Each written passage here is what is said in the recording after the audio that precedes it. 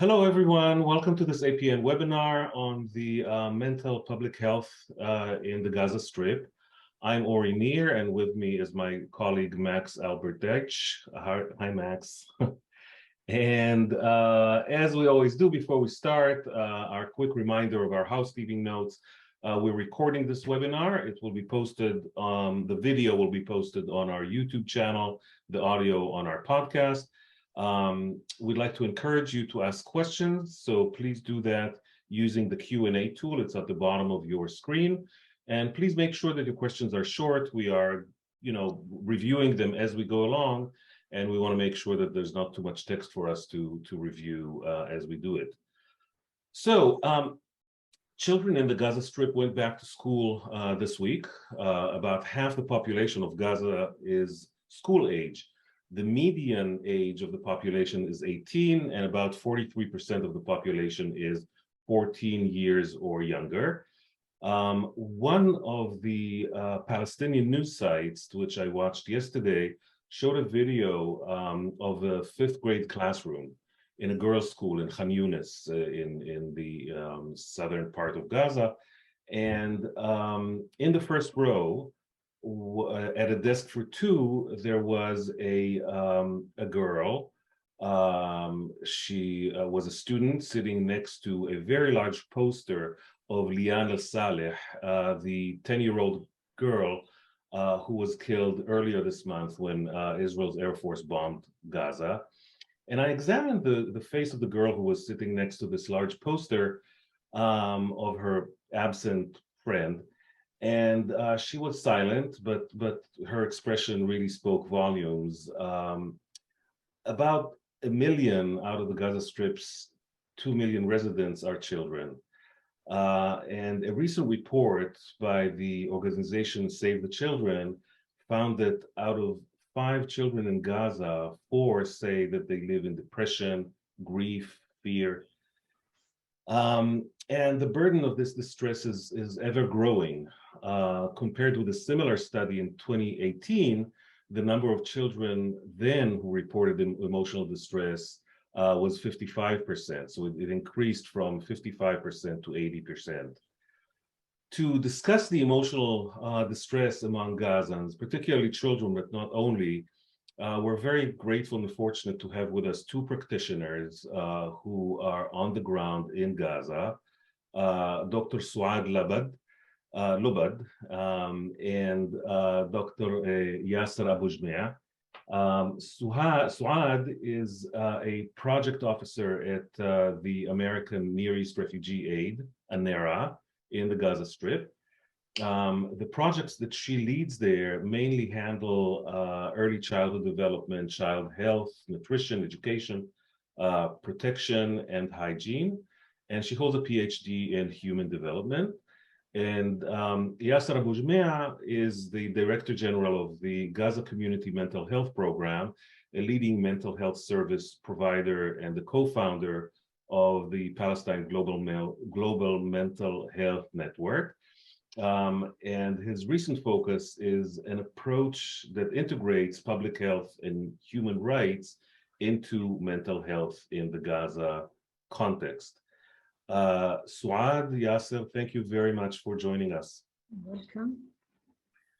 So I would like to start by asking you, what are the chief causes for distress in the Gaza Strip? Obviously, war conditions are a major source of distress, but Gaza has now also been under siege for 15 years under blockade. How does that play day to day? Maybe Suad, do you want to start? No, I will ask Dr. Yasser to start. Yeah? Okay. After you, Dr. Yasser. Please go ahead, Dr. Yasser. Thank you, Suad, and thank you, Ori and Max, the organizers and the audience. I just have noticed one dear friend who seems to be there, Donald Millman. So good to see your name, Don, and I hope to see you in the near future, and many others, but that name just struck me immediately. Look, when we look at a place like Gaza Strip, Of course, it comes to the news every now and then, and unfortunately, in the last few years, it's coming more frequently into the news, and usually news full of hot stories, and a hot story nowadays, unfortunately, it's about, a flood or a storm or war or let me say something like that, natural or human-made disasters, and there are plenty of them at the moment.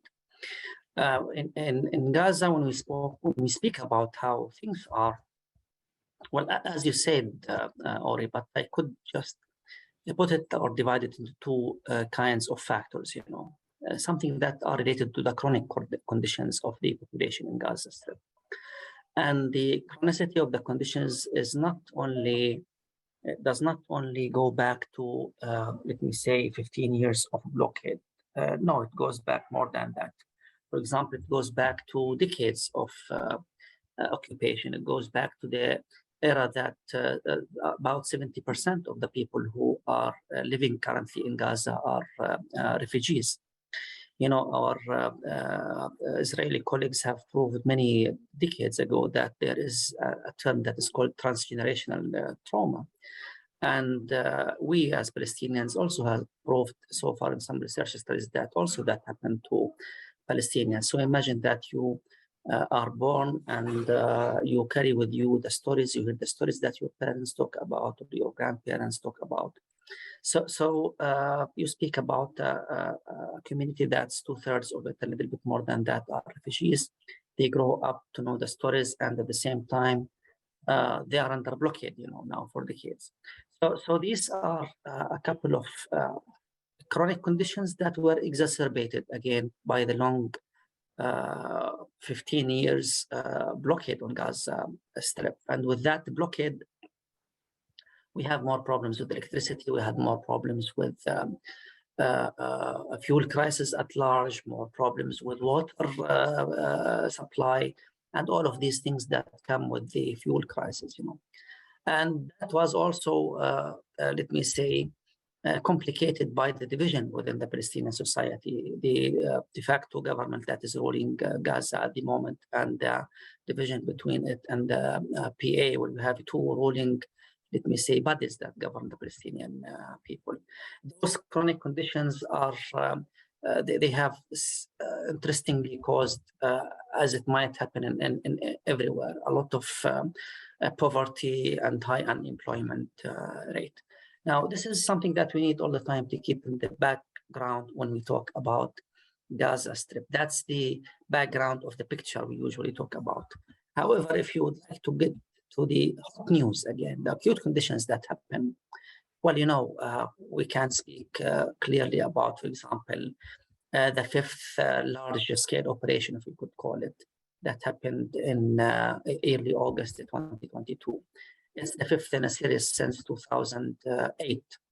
When we speak about 17 or 18-year-old boy or girl, they have certainly witnessed a lot of things that happened during those attacks. And when we say that these are large-scale operations, because the Gaza Strip is a tiny place. I'm sure that you know the geography of the area.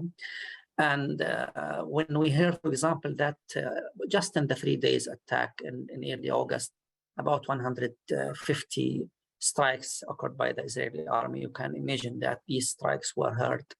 Perhaps not all of them, but definitely all the inhabitants of Gaza Strip have heard the bombardment. Some of them saw some bombing happen to their, let me say, neighborhoods. Some of them lost their beloved ones. Among the 50 people or so who were killed, 17 children were killed, and most of the 50 are civilians.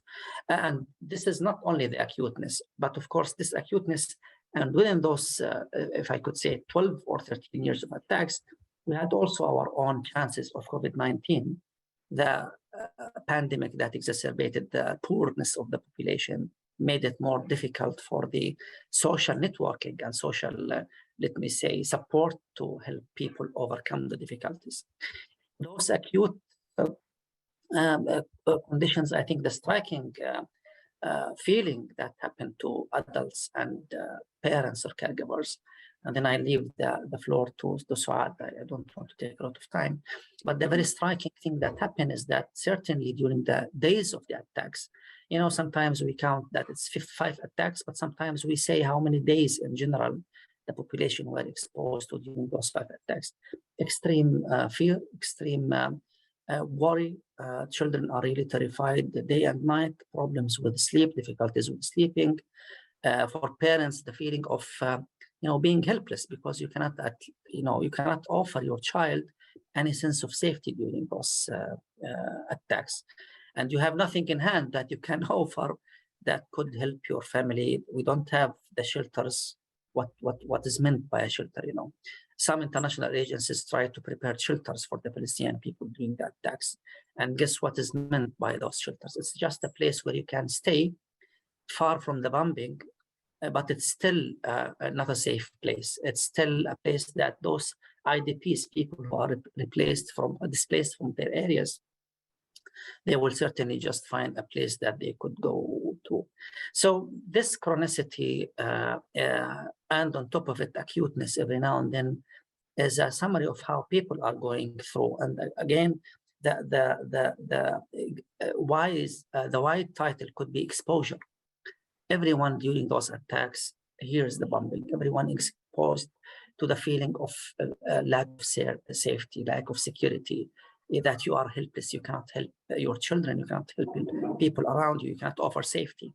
And this perhaps explains the figures that came by the Save the Children report that was titled Trapped, 15 years of entrapment. And that is certainly a very short description of what we are going through. I won't speak longer at the moment, so maybe my colleague Suad could add to what I said. Thanks, Dr. Yasser. Just an addition, I want to just mention that living in Gaza is very difficult. You cannot imagine the life in Gaza unless you were there in Gaza. This is one point. People in Gaza used to face different types of problems. The occupation, I can tell you that they got used to it in the last period. But the other phases of the occupation are getting worse. Like the unemployment is getting more and more and more. The poverty is getting more and more. People cannot get the basic needs for themselves. And stressors are always increasing and increasing every day. People cannot escape from their life stressor, and they cannot think of how the world can help them. People in Gaza feel that they are ignored, even if the world is telling them that we are caring, but on the ground, nothing is done to help these people live their life. And this is the life of Gaza. In addition to Dr. Yasser's speech about the causes, the whole causes. So you've both sort of spoken to this a little bit already, but when you're dealing especially with children, what kinds of symptoms do you see among Gazan people in terms of stress and anxiety? Would you mind giving a few examples? Yeah, some children do escape from people. They cannot deal with, they cannot do their social life, they cannot speak. Some of them has psychosomatic symptoms. Some of them have headaches, some of them have pains in their legs. Some of the children are afraid to get out of their houses. Some of them don't speak at all. Some of them do face nightmares. Some of them want to stay with their mothers or parents. They just want to put their hands in the hands of their parents. They do not want to see anybody outside. They are scared to go to the preschool or the school. They are scared to go to buy near shops. They are facing also insomnia and with bedwetting and fear of the slight voice around them or a slight noise around them. When anybody just close the door, just do that like this. This fear is consistent with these children and adults. Yeah, Dr. Yasser, do you want to add? It seems like we lost him. I know that there's always problems in the Gaza Strip with electricity outages. So he may be experiencing one of those. We'll hopefully have him join us soon. Maybe we'll continue talking with you, Suad, and talk a little bit about how you address these things. So when you talk to parents, what do you advise them to do? What kind of tools do families have to address the stress and anxiety that children experience, and what tools do they have at their disposal?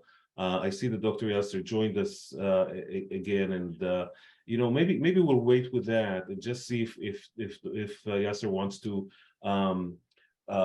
talk a little more about the symptoms, because that's what we just had the Suad talk about. You want to go ahead? Yeah, well, we can divide them into, like, during the attacks, after the attacks, and on the long run. For example, during the attacks, the exaggerating thing is the extreme feeling of fear, being terrified. This applies to children and to adults as well. Another thing that we start to see really frequently is somatic pains. Pains in the knees for the children, in the ankles, and for the parents, it's more the low back pain and some pain in the big joints, mainly knees actually.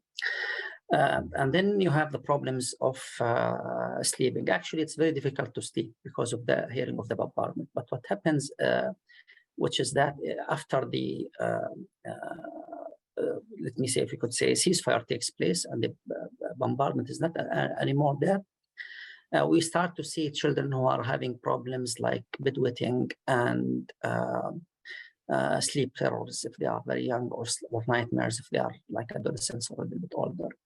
Adults, immediately they are usually preoccupied with what happened, checking if they are among the people who were affected closely. They will be really busy with gathering themselves, what happened, looking after their kids, trying to find a place of living. But with time, then some symptoms appear. Now, we used to say, as for the, and these are symptoms of either acute stress disorder or maybe PTSD, post-traumatic stress disorder. On the longer term, children start to show some, poor concentration, some difficulties with, studying, academic achievement. Sometimes they become disobedient, they become violent. And these are all symptoms that children show in order to attract attention. Even the psychological explanation, the psychoanalytic explanation for bedwetting sometimes when it's after trauma is that the children are weeping through their bladder, as we could say, which means that they are seeking the attention of their parents when they just are looking for someone to pay attention to their needs in the morning. And the only way that they could attract their parents perhaps is when they are, if I could say, punished in the morning because they have left their bed wet. For the adults, in 2014, for example, after the huge and massive 51-day attacks, we issued a GCMHP fact sheet, and we said that we are not going to deal only with the trauma itself, and the disorder like post-traumatic stress disorder, but however, we are going to deal also with the losses of the people, the loss of the safe place, the loss of the beloved ones, the loss of property, the loss of jobs. These are all losses that cause usually depression, that are the seeds for depression among people. As Suad said, during the last few years, things exacerbated: more unemployment, more poverty. Poverty is about 53%.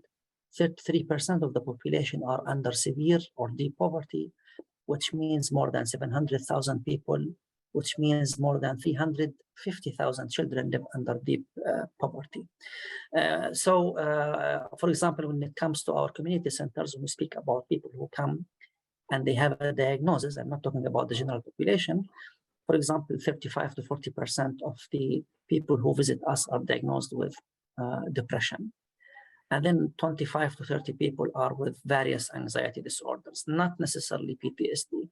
In fact, PTSD is lesser and lesser, but you have more, even something like obsessive compulsive disorder.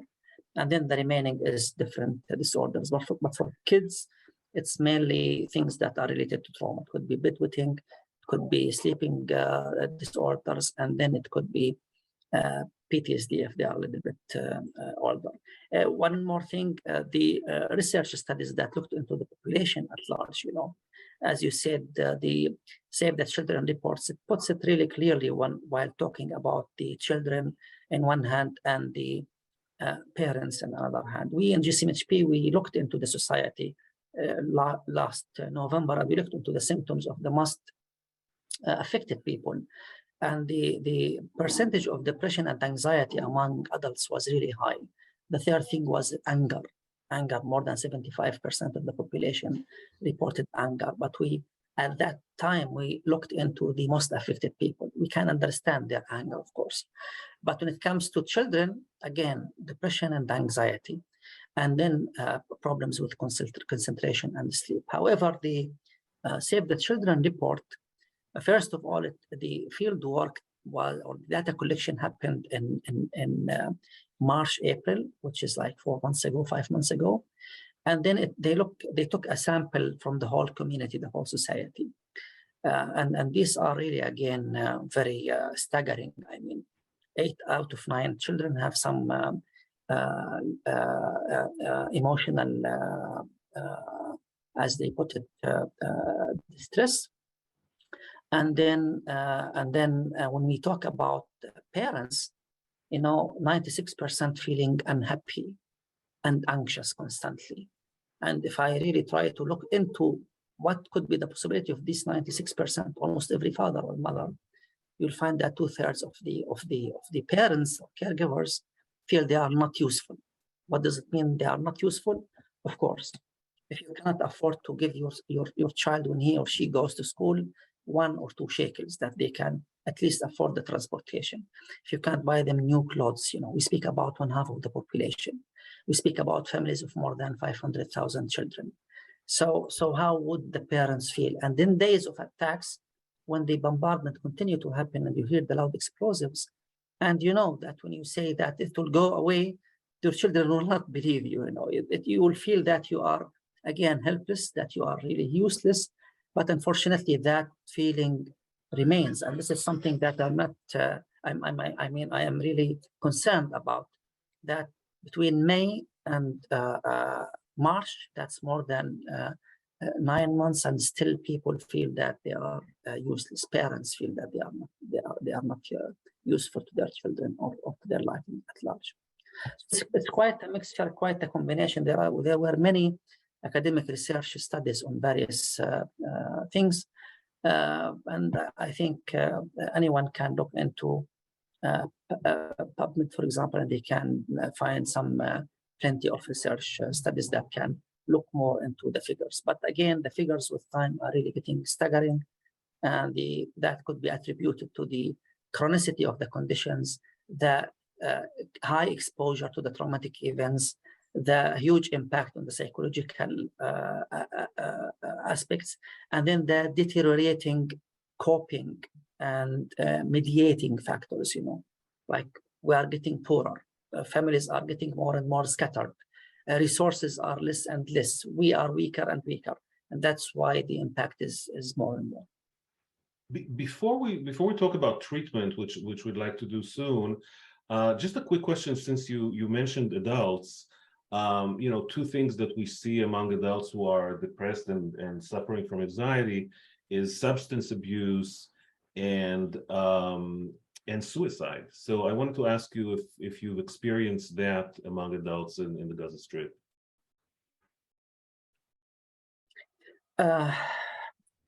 Look, first, suicide.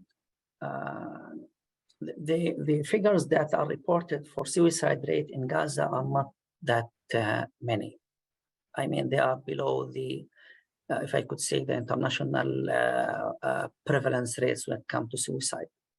But the whole idea of suicide in a place like Gaza Strip, it's a big taboo, first of all. And then we have not heard about suicide, for example, before the years 2003 or 2004. So and the when you issue say is taboo, not, that's because of religious reasons, right? well, could be because of religious reasons, but then we have never had so much lack of hope, you know. This is, I think, very important. You know, we are mostly Muslim inhabitants in Gaza Strip, but I wouldn't contribute that among 2 million people, only 30 or 35 have committed suicide only to religious reasons. No, religion could be an important factor, but it's not the main, it's not only that, it's many other things, you know. Why you give hope in life and what's going to hit you in the afterlife? I mean, why you need to end your life one way or the other? So, but again, the prevalence is not high, but it's happening more frequently than ever, which is a big question. Why? Suicide attempts are like 20 to 25 times the number of succeeded events, which is like the international community. So if you have 30 to 35 people who committed suicide, succeeded in ending their lives, we have 600 to 800 people who have tried it, which is in line with the international community, which is fine, you know. I understand that. But half of the people who attempt suicide are women. The other half are men. Globally, it's like 1 to 4. 1 woman to 4 men. So why we have so many women who are trying to commit suicide? You know, it's a big question. And that highlights perhaps the severe impact that is caused by the economic and living conditions and the occupation and the Palestinian division on the family and on the mothers and on the girls. And one other thing, you know, many of the cases, the Ministry of Health did some look into the reasons, I think about 6 years ago in 2016 or 17. About 75% of those who commit, internationally or globally, about 80% of people who commit suicide are people with mental disorders. In Gaza, it was only 15% were people with mental disorders. So it's more like out of anger, out of frustration, out of a family dispute, for example, a problem within the family.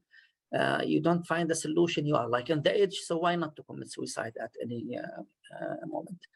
The other thing is with the substance abuse. We had a big problem with substance abuse about 15 years ago, but the main cause was not the economic conditions then, or a bad coping mechanism then. The main reason was because of the tunnels with Egypt. They allowed a lot of tramadol to come.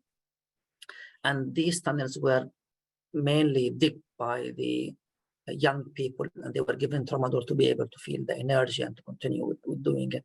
Unfortunately, then, I think it was 2009, something like that, tunnels were the only thing even to bring shoes for your children. The only way that you can bring clothes to yourself, you know. I remember very anecdotal things, you know, when you visit houses and you go to drink tea or juice and they usually bring 5 different cups, you know. You cannot find a house with the same 5 cups collection. Why? Because of the extensive blockade at that time, you know. Now it's a lot, with goods, it's a lot better. So that brought a lot of problem. The problem of addiction is limited because of the financial issues, I think. And then the other thing, because of the way the society deals with people who are in substance abuse or are facing this problem. It's a big taboo. Again, it's like in suicide. But if you allow me to add a third part, which is we spoke about, or we speak, what we hear, and a lot of community engagement organizations talk about more violence, you know, domestic violence, violence against women, gender-based violence. And we thought that, you know, it's so much frustration in the families that they try to, how to say, get rid of that ventilation, and they do it in the wrong manner, you know, to be more aggressive. Perhaps the study that we conducted in November explains it better, when we find that 75% of the adults, they feel really angry. And the question is always, how can you overcome your anger? You know, how can you deal with it? Mm-hmm. Just a little thing to add about the tramadol. It was marketed well among people. People didn't know that time that they are going to be addicted. They're just taking it as a happiness pills. And after that, they discovered that they were addicted. And it was put in the, everybody take it in the ceremonies or gatherings or weddings, parties. So it was well scattered among people or for people, especially even women. Women don't, they are not the people who get addicted quickly, but because it was easily handled between people, it was the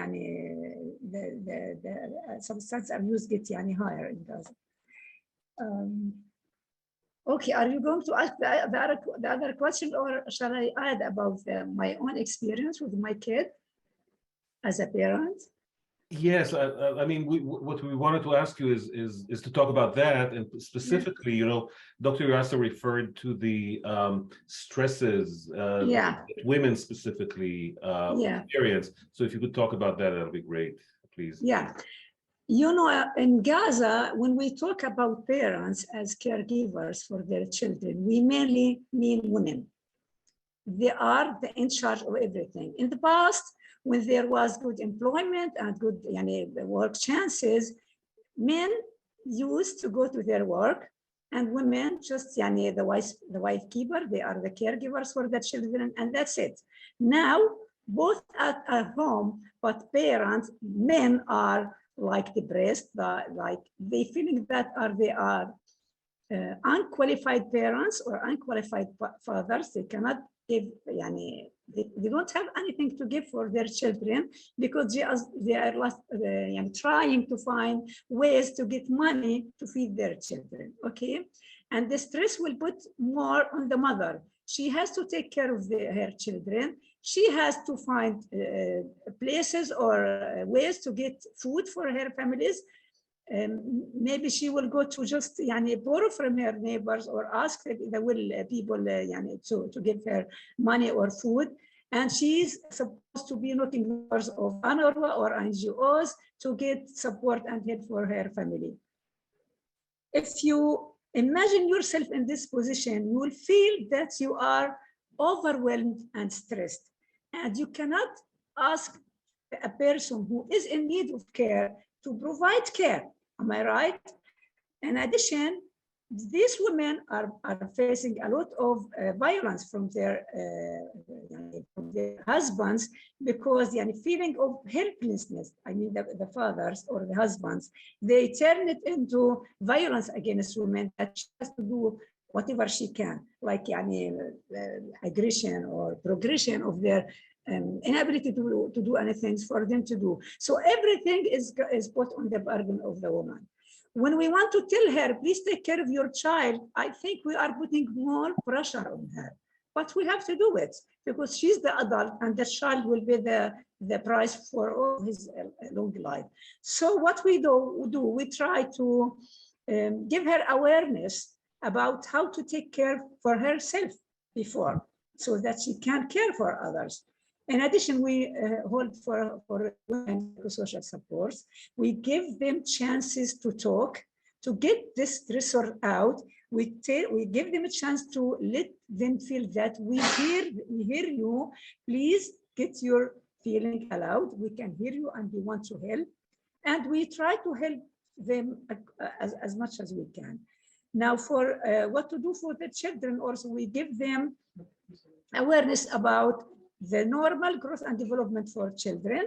We give them also awareness about the signs and symptoms of PTSD. We give them assurance, how to give children assurance, how to protect their children as much as they can.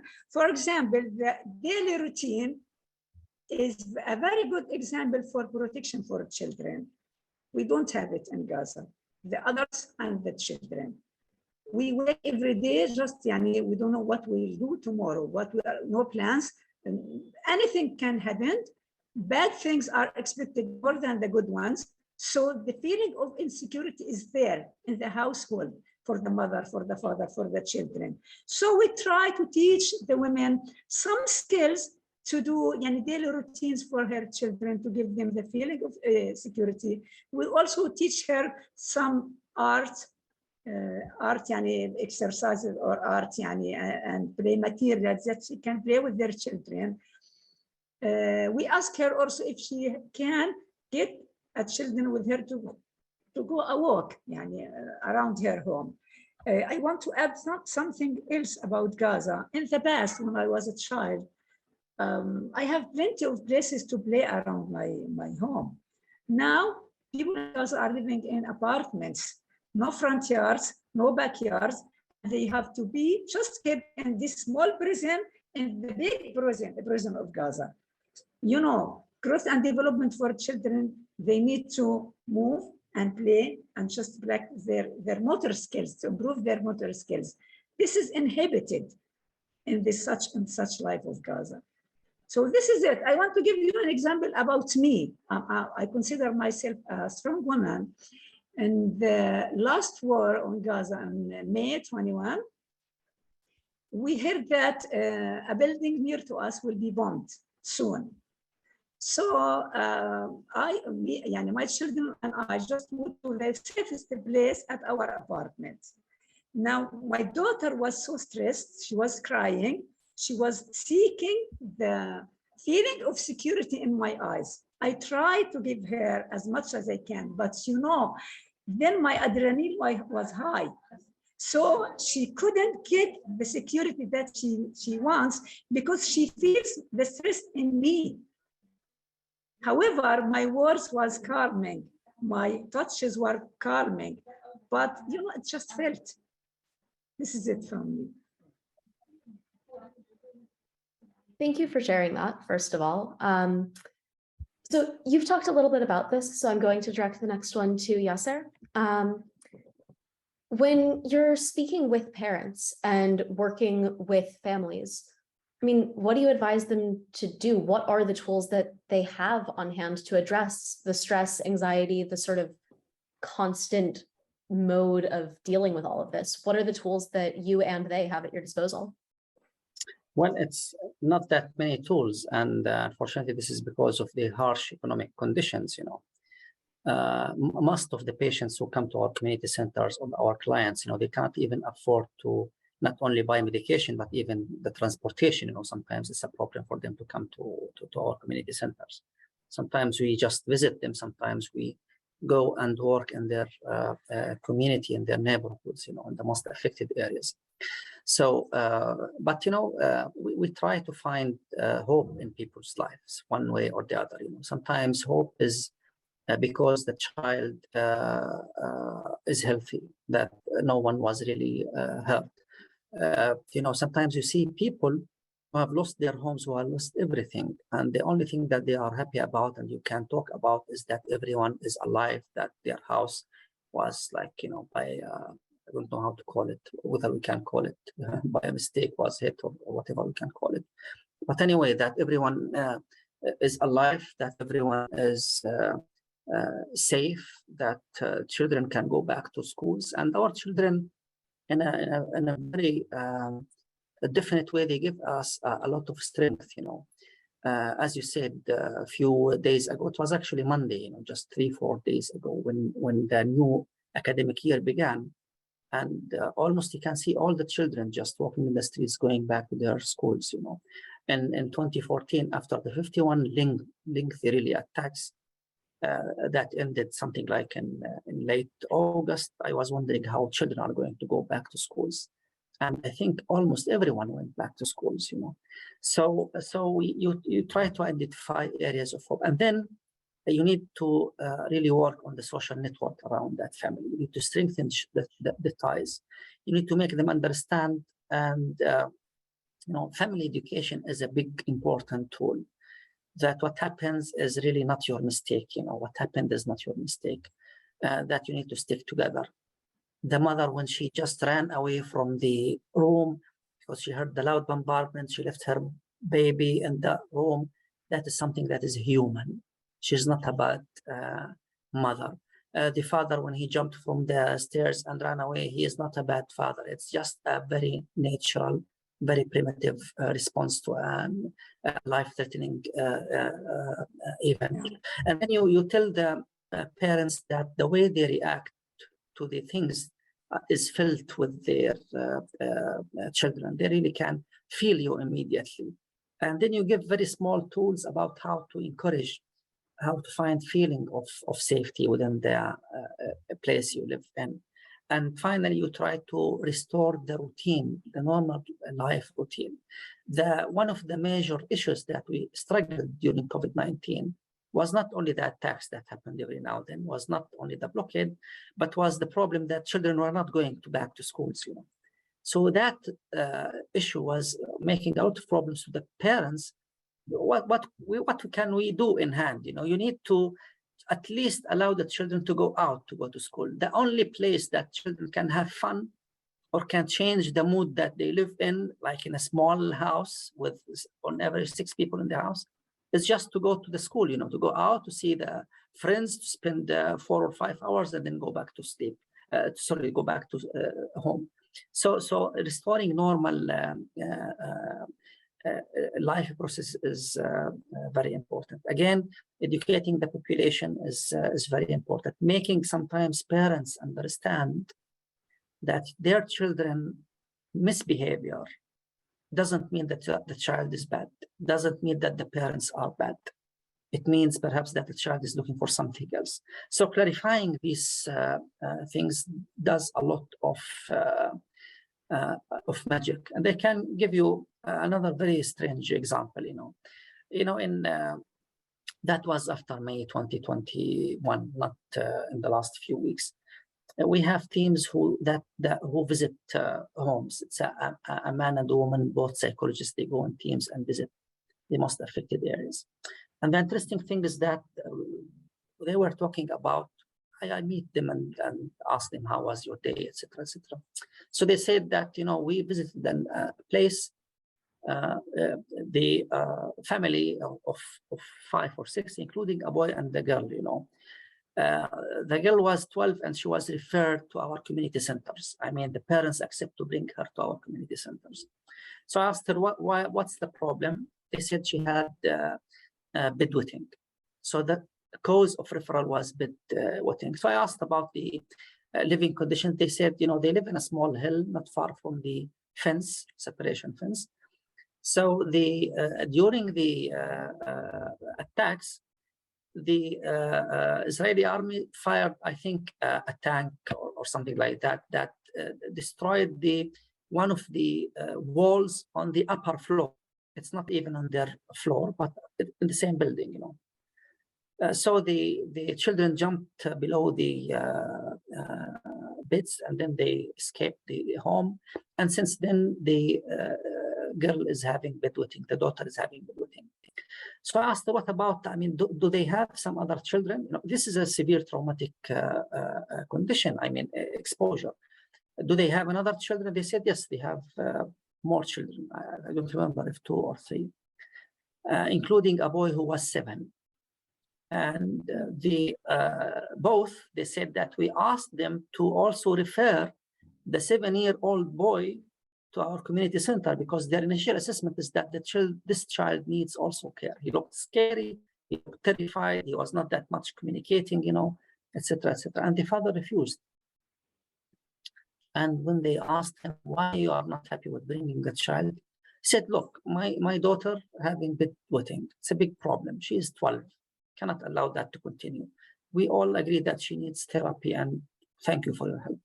But about my son, all the children in the neighborhood, they show the same thing that my child show. They all look scary.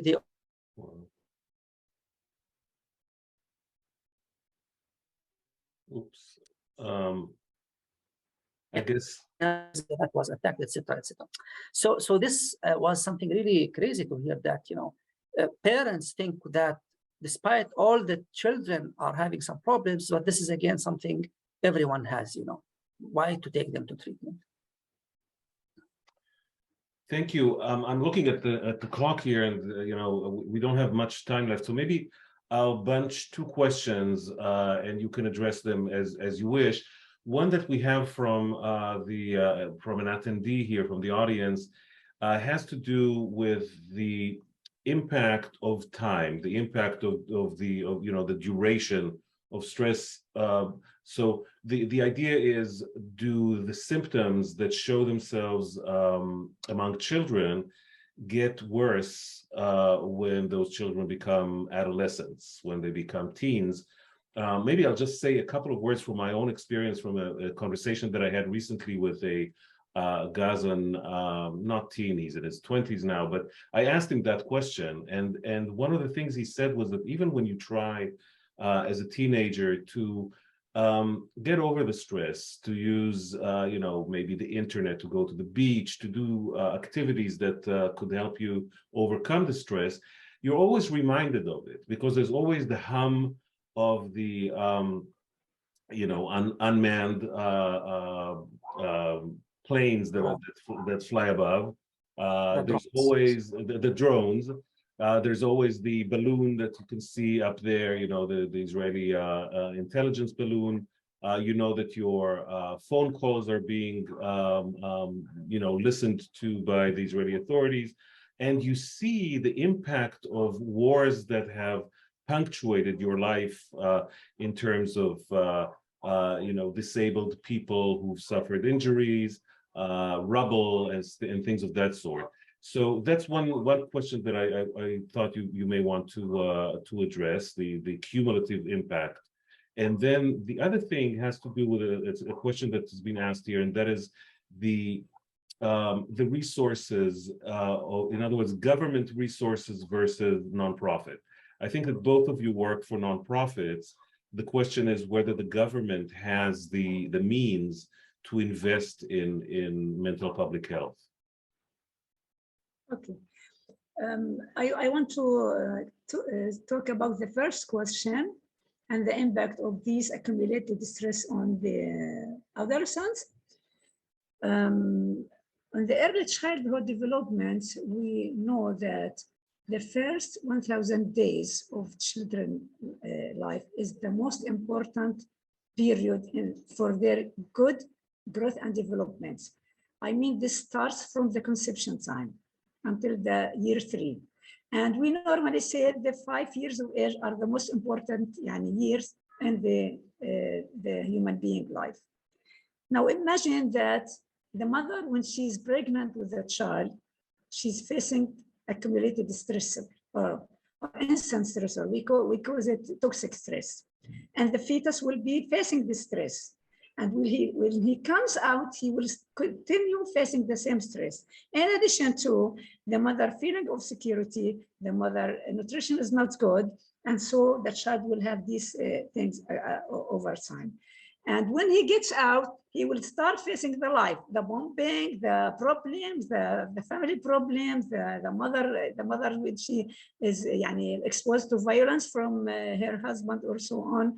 So these children will never reach their full potential when they are adults or when they are even adolescents. Now, something else for the adolescents in the Gaza Strip, when they start the academic life in the university, you can hear it anywhere in the streets of Gaza. They just go to the university just to spend time. They don't believe that this certificate that they will take it one day will give them a chance to work and to be a productive people. So the despair is there, and the impact is very clear that they won't be living a good life in the future, and will affect their resilience, they affect their skills for problem solving, they will affect their living in a family like a husband and a wife, they will affect their social relations, it will affect also the mental health. And I'm sorry to say it, most of it will be deteriorated.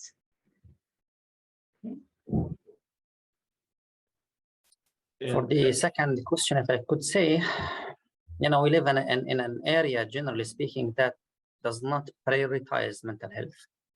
Okay, so and this is such a pity that a place that is exposed to so many socioeconomic problems and traumas still to find mental health priorities is not there. That's one thing.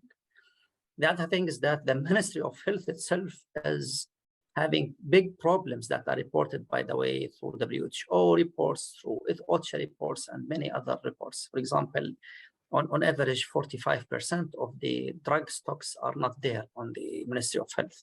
You don't speak about drugs that are like psychotropic drugs, like for mental health clinics, but also for non-communicable diseases like diabetes, like hypertension. Even medications for this kind of diseases is sometimes out of stock. So unfortunately, when it comes to mental health and what we call it MHPSS, mental health and psychosocial interventions, the non-governmental sector, the civil society sector, is doing a huge work on that field.